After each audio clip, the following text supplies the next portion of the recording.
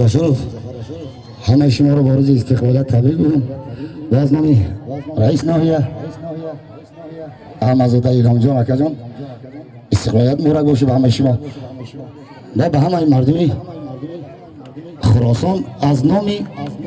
جماعت قزلقلعه یک قرصک بندر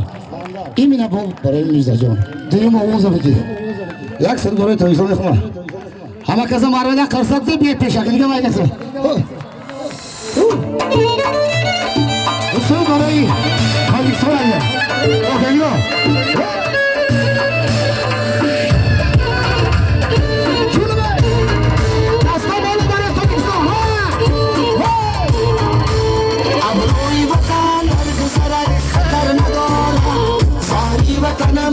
شکرم ضرر ندارد ای وطنم جان وطنم بیشتر بام جهان ای وطنم جان وطنم بیشتر پاکستان ای وطنم جان وطنم بیشتر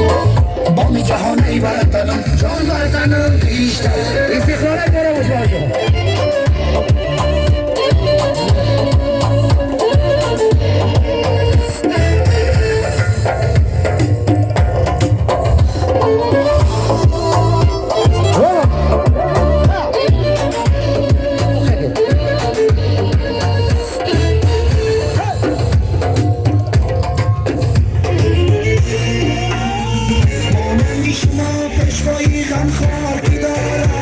صد شکری خدا کنم به ما داد شما را پاکستان ای وطنم جان وطنم بیشتر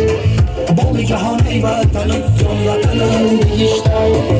پاکستان ای وطنم جان وطنم بیشتر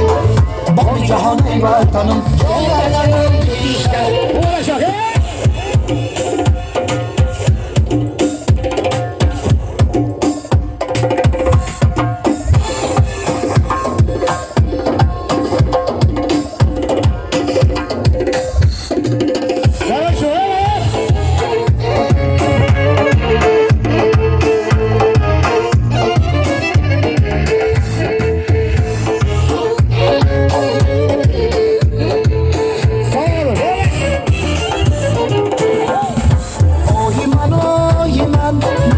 چشمانی من آهی من